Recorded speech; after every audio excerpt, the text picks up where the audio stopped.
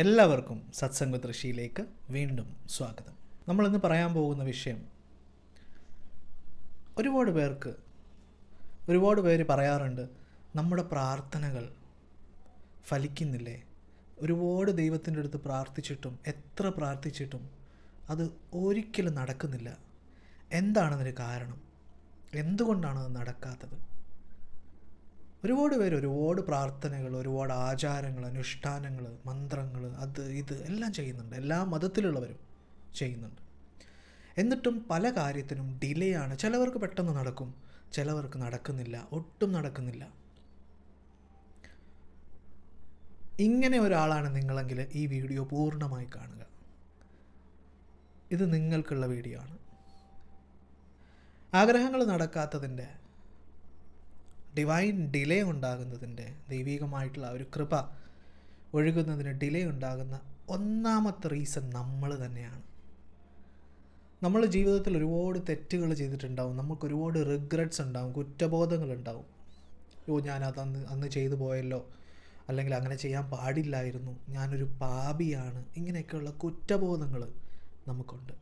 ഈ കുറ്റബോധങ്ങൾ നമ്മളുടെ divine grace വരാതിരിക്കാൻ തടസ്സമായിട്ട് നിൽക്കും. നമ്മളിപ്പോൾ ഇപ്പോൾ ഒരു സൂര്യപ്രകാശം ഒരേ സമയം ഒരേപോലെയാണ് സൂര്യപ്രകാശം അടിക്കുന്നത്. പക്ഷേ നമ്മൾ വീട്ടിനകത്ത് കയറിയിരുന്ന് കഴിഞ്ഞാൽ നമുക്ക് സൂര്യപ്രകാശം വരില്ല. അതേപോലെ ഈ വീടിൻ്റെ അകത്ത് കയറിയിരിക്കുന്നത് പോലെയാണ് നമ്മളുടെ ബ്ലോക്സ്, നമ്മൾ തന്നെ ക്രിയേറ്റ് ചെയ്യുന്ന നമ്മളുടെ ബ്ലോക്സ്. ഈ ബ്ലോക്സ് ഭയങ്കര ഒരു പാടാണ്, ആക്ച്വലി നല്ലൊരു പാടുള്ളൊരു സാധനമാണ്. അപ്പോൾ ഈ ബ്ലോക്സ് ഉള്ളിടത്തോളം കാലം ഈ ഡിവൈൻ ഗ്രേസ് ബ്ലോക്കായിട്ട് നിൽക്കും. കാരണം നമ്മൾ തന്നെ നമ്മളെ പഴിക്കുകയാണ്, നമ്മൾ തന്നെ നമ്മളെ ഹെയ്റ്റ് ചെയ്യുകയാണ്. ദൈവം പറയുന്നു, നമ്മളോട് ആദ്യം ക്ഷമിക്കാൻ പഠിക്കൂ, എന്നാലാണ് ദൈവം ക്ഷമിക്കുക, ദൈവത്തിൻ്റെ കൃപ നമ്മളിലേക്ക് വരിക. സ്വയം സ്നേഹിക്കുക, സ്വയം ക്ഷമിക്കുക. ഈ സ്വയം സ്നേഹിക്കുക എന്ന് പറയുന്നതിൻ്റെ ആദ്യത്തെ പടി സ്വയം ക്ഷമിക്കുകയാണ്.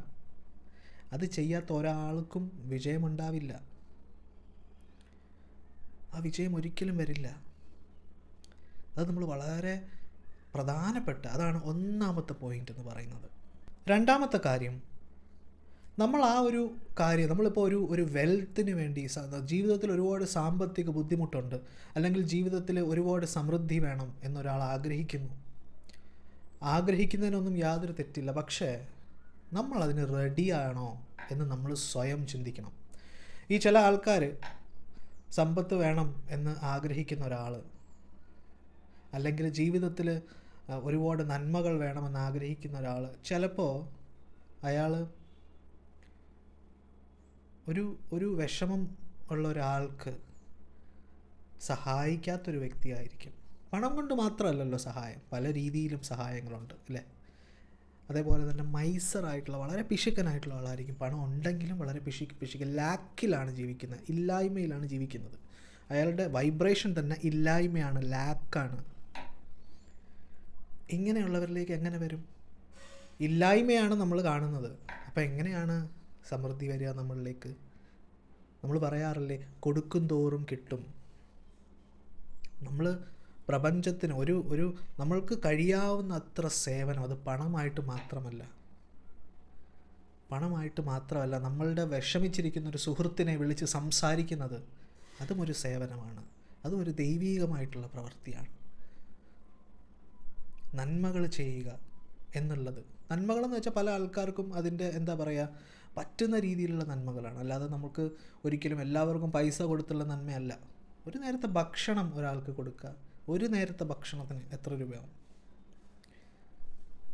ഇങ്ങനെ ഒന്നും ചെയ്യാതിരിക്കുന്ന ഒരാൾ ഇതൊക്കെ ആഗ്രഹിച്ച എങ്ങനെ ദൈവീകമായിട്ടുള്ള കൃപ കൊണ്ട് അയാൾക്ക് സമൃദ്ധിയും, അയാൾക്ക് സാമ്പത്തിക ബുദ്ധിമുട്ടുകളാണെങ്കിലും എന്ത് കാര്യമാണെങ്കിലും എങ്ങനെയാണ് നീങ്ങുക? നമ്മളുടെ സഹോദരങ്ങളെ, അല്ലെങ്കിൽ നമ്മളുടെ സുഹൃത്തുക്കളെ ചതിച്ചുകൊണ്ട് നടക്കുന്ന ഒരാളാണ്, ചീറ്റ് ചെയ്തുകൊണ്ട് നടക്കുന്ന ഒരാളാണെങ്കിൽ എങ്ങനെയാണ് നമ്മളിലേക്ക് നന്മകൾ വരിക? പ്രാർത്ഥിക്കുന്ന സമയത്ത് മാത്രം നല്ല ആൾ, മറ്റേ സിനിമയിൽ പറയുന്ന പോലെ നല്ലവനായ ഉണ്ണി, പ്രാർത്ഥിക്കുന്ന സമയത്ത് മാത്രം, പക്ഷേ ബാക്കിയുള്ള സമയത്ത് എല്ലാ ആൾക്കാരും നാട്ടുകാരെ പറ്റിച്ചുമൊക്കെ നടക്കുന്നത്. ഇങ്ങനെയുള്ളവരിലേക്ക് എങ്ങനെ വരും നന്മ? ഒരിക്കലും അത് വരാൻ പോകുന്നില്ല. അപ്പോൾ നമ്മളതിന് യോഗ്യനാണോ, യോഗ്യനല്ലെങ്കിൽ നമ്മൾ ആ യോഗ്യത ഉണ്ടാക്കിയെടുക്കുക. നമ്മൾ മാക്സിമം കഴിയുന്നത് പോലെ ഞാൻ ഈ പറഞ്ഞ കാര്യങ്ങളെല്ലാം ചെയ്യുക. ആ യോഗ്യത ഉണ്ടാക്കിയിട്ട് എടുക്കുക. ആ ദൈവികമായിട്ടുള്ള അനുഗ്രഹം വരണമെങ്കിൽ ആ ഒരു യോഗ്യത, അതല്ലേ എല്ലാ മതങ്ങളും അതല്ലേ പഠിപ്പിക്കുന്നത്, അല്ലേ? അതാണ് രണ്ടാമത്തെ പോയിന്റ്. മൂന്നാമത്തെ ഏറ്റവും പ്രധാനപ്പെട്ട കാര്യം വിശ്വാസമില്ലായ്മ, ഭക്തി ഇല്ലായ്മ. ഈ ഭക്തി ഇല്ലാതെ ചില ആൾക്കാർ ദൈവത്തിനെ ഒരു മെഷീനായിട്ടാണ് കാണുന്നത്. അത് ചോദിച്ചാൽ ഇത് തരും, അല്ലെങ്കിൽ ഇത്ര പ്രാവശ്യം ഇത് എഴുതി കഴിഞ്ഞാൽ അത് നടക്കും, അല്ലെങ്കിൽ ഇന്ന അമ്പലത്തിൽ ഇന്ന പോയി ഇത് ചെയ്താൽ ഇത് നടക്കും, ഇങ്ങനെ കരുതുന്നവരാണ് ഭൂരിഭാഗം ആൾക്കാരും, അല്ലേ? പക്ഷേ ദൈവം പറയുന്നു, കണക്ഷനും ഡിവോഷനും ഈസ് ഈക്വൽ ടു സറണ്ടർ. ഭക്തിയും കണക്ഷനും ഉണ്ടെങ്കിൽ നമുക്ക് സറണ്ടർ ഭാവമാണ് ഉണ്ടാവുക.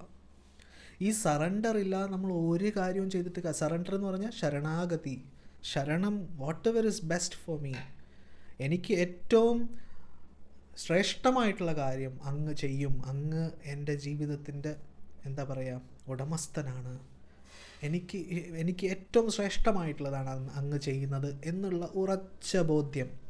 നമ്മൾ പറയുന്നു ദൈവം കരുണാമയനാണ്, എല്ലാം അറിയുന്നവനാണ്. അപ്പോൾ എന്താണ് അർത്ഥം? എല്ലാം അറിയുന്നവനാണ്, കരുണാമയനാണെങ്കിൽ, if you are connected, connection ഉണ്ടെങ്കിൽ കേട്ടോ, നമ്മുടെ ജീവിതത്തിൽ സംഭവിക്കുന്ന ഓരോ കാര്യവും ദൈവത്തിൻ്റെ ഇച്ഛയാണ്. ദൈവത്തിൻ്റെ ഇച്ഛയാകുമ്പം അത് ആത്യന്തികമായി നമ്മളുടെ നന്മയ്ക്ക് തന്നെ ആയിരിക്കും. ഇപ്പോൾ ഒരു പക്ഷേ ആയിരിക്കില്ല, പക്ഷേ ആത്യന്തികമായി നമ്മൾ പറയില്ലേ, പിന്നോട്ടൊന്ന് തിരിഞ്ഞ് നോക്കിക്കഴിഞ്ഞാൽ നമുക്ക് അറിയാൻ സാധിക്കും. അപ്പോൾ ഈ ഒരു സറണ്ടർ ഭാവം, അതേപോലെ ക്ഷമ വളരെ ഇമ്പോർട്ടൻ്റ് ആണ്. സൈലൻസ് ഇമ്പോർട്ടൻ്റ് ആണ്. ക്ഷമ ഇമ്പോർട്ടൻ്റ്. നമ്മളൊരു കാര്യം നമ്മൾ ദൈവത്തിൻ്റെ അടുത്ത് സറണ്ടർ ചെയ്യുമ്പോൾ, അത് ഞാനീ പറയുന്നത് ഒരു ആഗ്രഹം നടക്കാനോ മാനിഫെസ്റ്റേഷനോ മാത്രമല്ല, എന്ത് കാര്യമാണെങ്കിലും ക്ഷമയോടുകൂടി കാത്തിരിക്കണം. ദൈവം എൻ്റെ കൂടെയുണ്ട്, ദൈവത്തിനറിയാം എനിക്ക് എപ്പം തരണം, എപ്പോഴാണ് ഞാൻ അതിന് അർഹനെന്ന് ദൈവത്തിനറിയാം. ആ ഒരു ക്ഷമ ഇമ്പോർട്ടൻ്റ് ആണ്. ആ ഒരു കാത്തിരിപ്പ് ഇമ്പോർട്ടൻ്റ് ആണ്. അതാണ് വിശ്വാസമുള്ളിടത്തല്ലേ കാത്തിരിപ്പ് ഉണ്ടാവുള്ളൂ, അല്ലേ? നമ്മൾ നമ്മൾ കുഞ്ഞായിരുന്നപ്പോൾ വേറെ ആരെങ്കിലും നമ്മളെ എടുക്കുകയാണെങ്കിൽ നമുക്ക് ഡിസ്കംഫർട്ട് വരും. പക്ഷെ അമ്മയും അച്ഛനും എടുക്കുകയാണെങ്കിൽ അറിയാം നമ്മൾ ഒരു സേഫ് ഹാൻഡിലാണ്, നമുക്ക് സുരക്ഷിതമാണെന്നറിയാം. അങ്ങനെ ഒരു വിശ്വാസം ദൈവത്തിൻ്റെ അടുത്ത് വേണം. അതുകൊണ്ടാണ് യേശുക്രിസ്തു ബൈബിളിൽ പറഞ്ഞിട്ടില്ലേ, വളരെ ഇന്നസെൻ്റ് ആയിരിക്കണം. ഒരു കുഞ്ഞിൻ്റെ ഹൃദയം വേണം നമുക്ക്.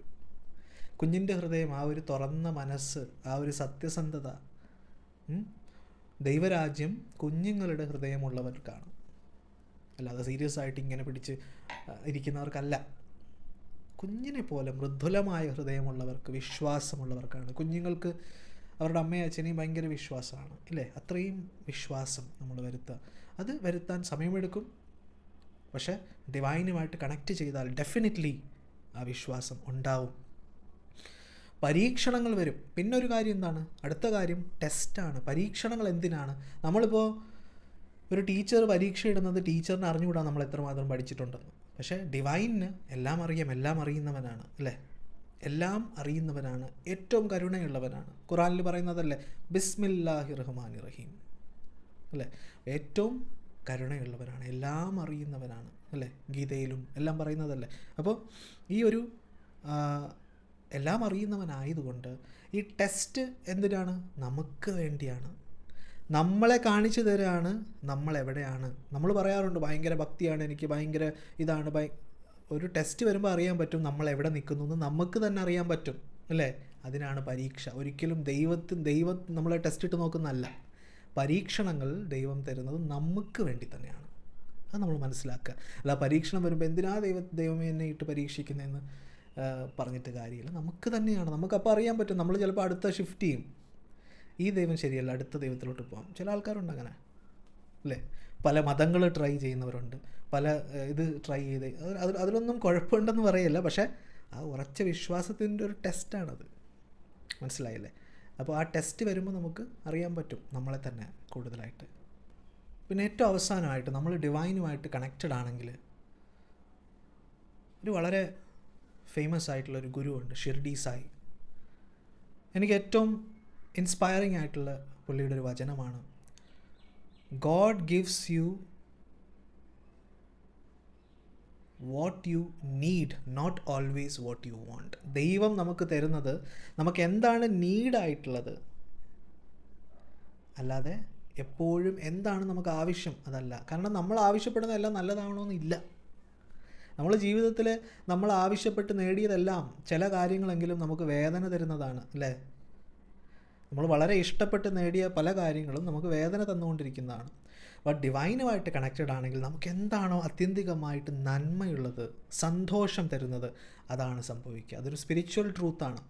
അത് നമുക്ക് എന്തൊക്കെ നമ്മൾ ലൈഫ് ജീവിക്കുമ്പോൾ ഈ ഒരു കാര്യം നമ്മളുടെ ബാക്ക് ഓഫ് ദ മൈൻഡിൽ നമുക്കത് വേണം. അതൊരു സ്പിരിച്വൽ ട്രൂത്താണ്. ബാക്കിയെല്ലാം മാനിഫെസ്റ്റേഷൻ അത് ഇതെല്ലാം ഓക്കെ. പക്ഷേ if you are connected with divine, നമ്മൾ ഡിവൈനുമായിട്ട് കണക്റ്റഡ് ആണെങ്കിൽ എന്താണോ നിങ്ങൾക്ക് ബെസ്റ്റ്, അതല്ലേ ഏറ്റവും നല്ല പ്രാർത്ഥന. എന്താണോ ദൈവമേ എനിക്ക് എന്താണോ ബെസ്റ്റ് അത് സംഭവിക്കട്ടെ, അതല്ലേ ഏറ്റവും നല്ല സറണ്ടർ പ്രാർത്ഥന. അത് എല്ലാവരും അങ്ങനെയല്ലേ ചെയ്തിട്ടുള്ളത്.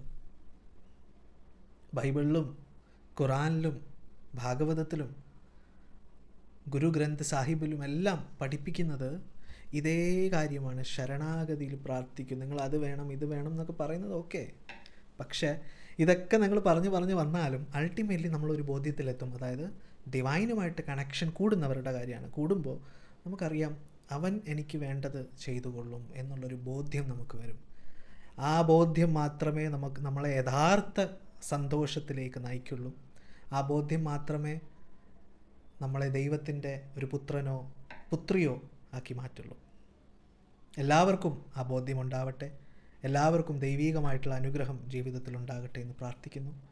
എല്ലാവർക്കും ഒരു നല്ല ദിവസം ആശംസിക്കുന്നു. Thank you.